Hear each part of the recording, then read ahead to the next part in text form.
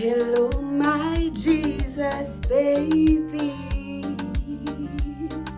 Hello mes amours, hello mes bien-aimés de Jésus-Christ. Aujourd'hui, on se retrouve pour une nouvelle vidéo. Une nouvelle vidéo mes amis, je suis trop contente de faire cette nouvelle vidéo. Aujourd'hui, on se retrouve pour un nouveau sujet. Du coup, on va parler aujourd'hui un peu de moi parce que je sais que je fais souvent des vidéos à propos de différents sujets par rapport à ma vie chrétienne. Mais je ne parle pas vraiment de moi, c'est vraiment intentionnel parce que c'est la chaîne du Christ et vraiment je veux vraiment faire cette chaîne pour le royaume. Donc voilà quoi. Donc qu'est-ce que je veux vous dire aujourd'hui? Aujourd'hui je vais vous parler un peu de ma foi, de ma religion. Parce que pour moi la foi n'est pas une religion, c'est vraiment une relation avec Dieu. Donc aujourd'hui je vais vous parler de ma religion qui je pense aussi fait partie intégrante de la vie en Christ, même si ce n'est pas la même chose que la foi. Je pense que tout le monde doit avoir, comment ça s'appelle?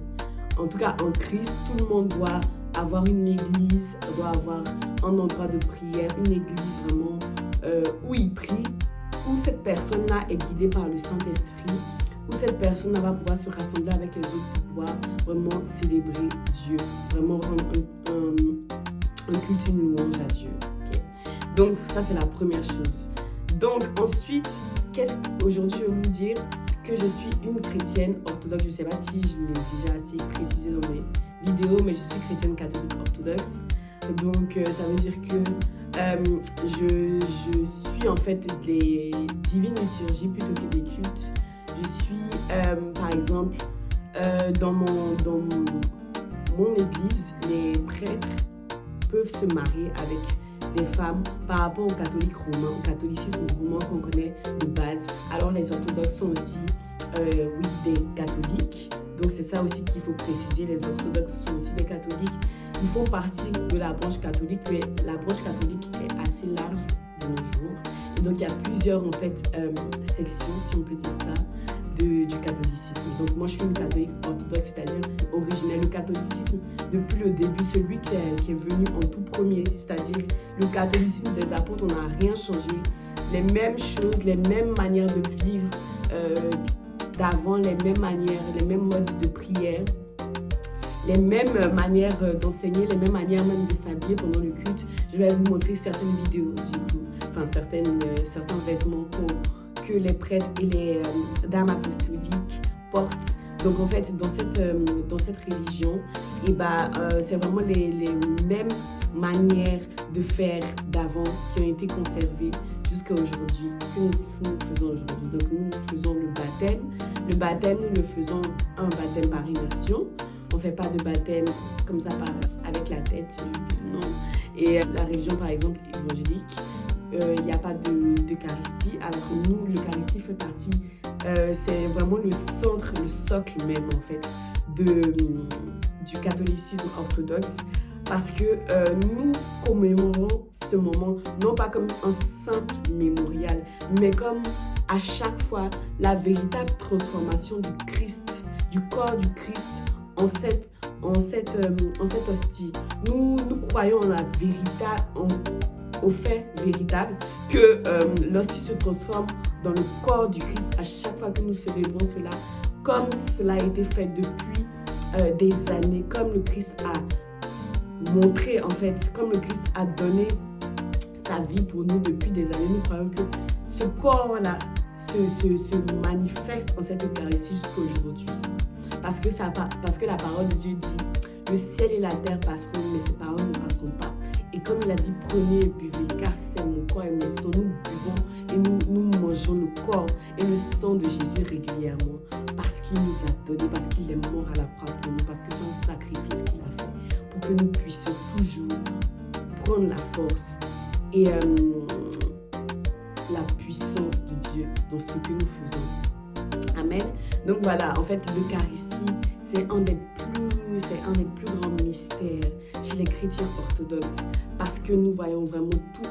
Nous voyons la vie en Eucharistie, nous voyons vraiment l'incarnation du Christ comme il l'a fait devant les apôtres. Nous croyons qu'il continue, Seigneur, il continue en fait à nous donner son corps et son sang, nuit et jour, pour que nous puissions puiser des forces qui ne viennent pas de ce monde-là, mais des forces qui viennent du royaume des cieux, des forces qui viennent d'en haut. Amen. Et donc voilà, les chrétiens orthodoxes également ont une particularité, c'est qu'ils accordent une véritable vénération à la Vierge Marie. Alors, moi, la Vierge Marie, c'est ma gossure, en fait, period. C'est ma gossure, en fait, c'est ma maman sûre. C'est la femme qui a mis au monde le sauveur de ma vie. C'est la femme qui parraine ma vie et été changée. C'est la femme qui a été choisie parmi des millions, des milliards de femmes pour mettre au monde la lumière du monde. Donc cette femme-là, c'est ma gossure. Nous vénérons la Vierge Marie. Nous vraiment prions la Vierge Marie parce qu'elle a été l'instrument par lequel Dieu est passé pour pouvoir transmettre en fait. C'est très profond ce que je vais dire. C'était l'instrument par lequel Dieu est passé pour pouvoir nous regagner à Christ. Donc quelle est cette femme? Quelle est cette femme mystérieuse? Pourquoi est-ce qu'elle a été choisie? Parmi toutes les femmes de ce monde entier, ça aurait pu être n'importe qui. Mais même la parole dit, désormais toutes les nations me diront bienheureuse. Ça veut dire que toutes les nations doivent admettre que la Vierge est une figure spéciale pour qu'elle soit choisie par le Saint-Esprit pour mettre au monde celui qui est Dieu. Donc oui, les orthodoxes affirment et croient fermement que la Vierge Marie est la mère de Dieu. Nous ne disons pas qu'elle est la mère du coup de Dieu le Père, mais c'est la mère de Jésus. Et comme Jésus est Dieu, c'est tout simplement dire que c'est la mère de Jésus, quoi. De Dieu, c'est la mère de Dieu. Et donc, les orthodoxes sont très très attachés à cette figure spéciale de la Vierge Marie.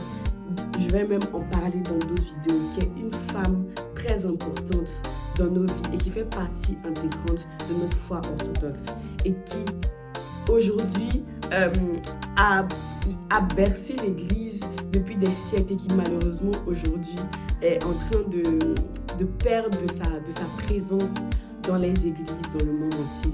Et vraiment, c'est dommage parce que cette femme, elle est spéciale et elle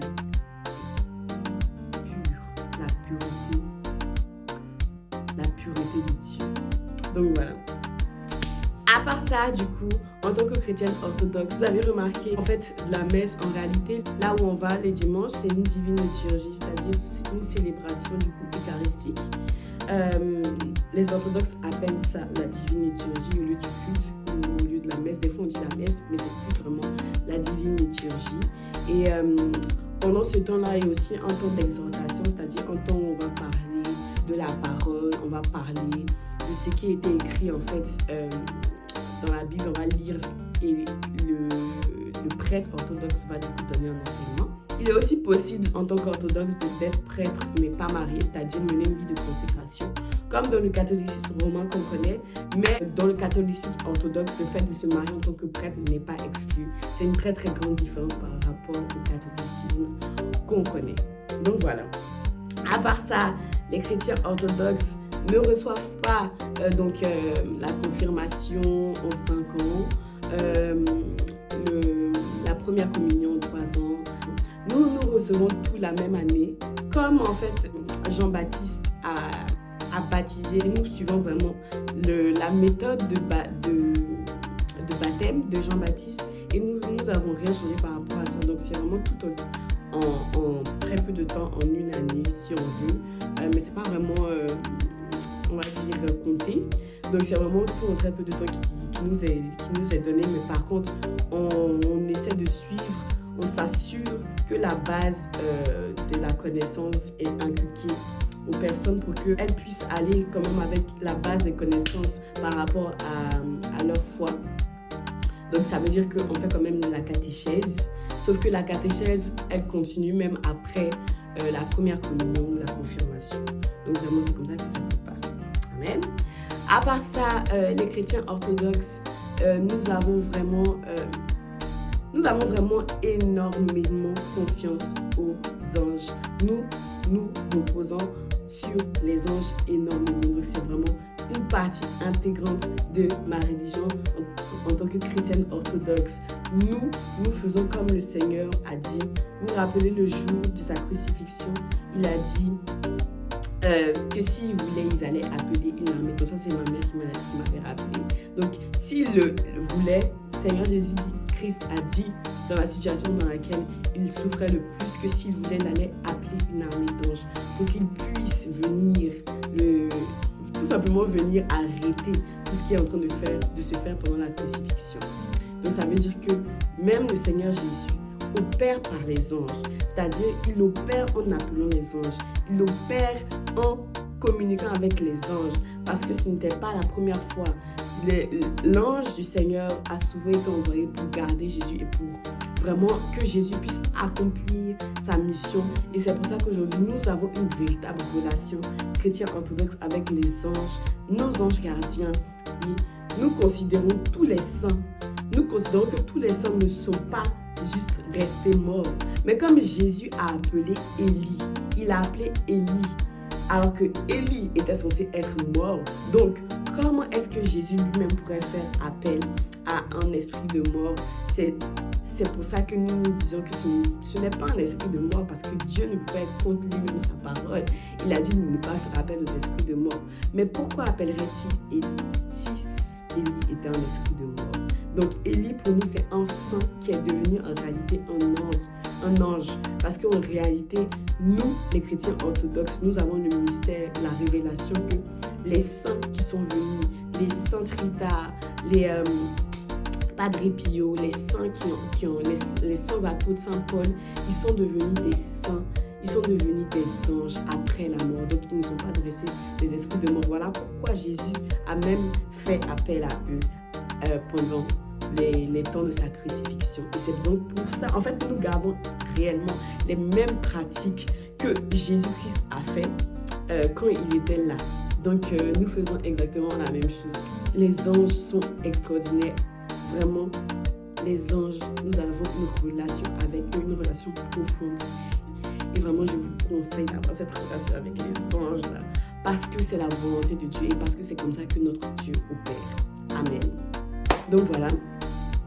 Et puis, à part ça, qu'est-ce que je n'ai pas dit? Donc voilà, c'est un petit peu tout. Je pense que j'ai un peu fait le tour de ma chrétienté orthodoxe. Je suis fière d'être catholique orthodoxe et pour rien au monde je ne changerai ça.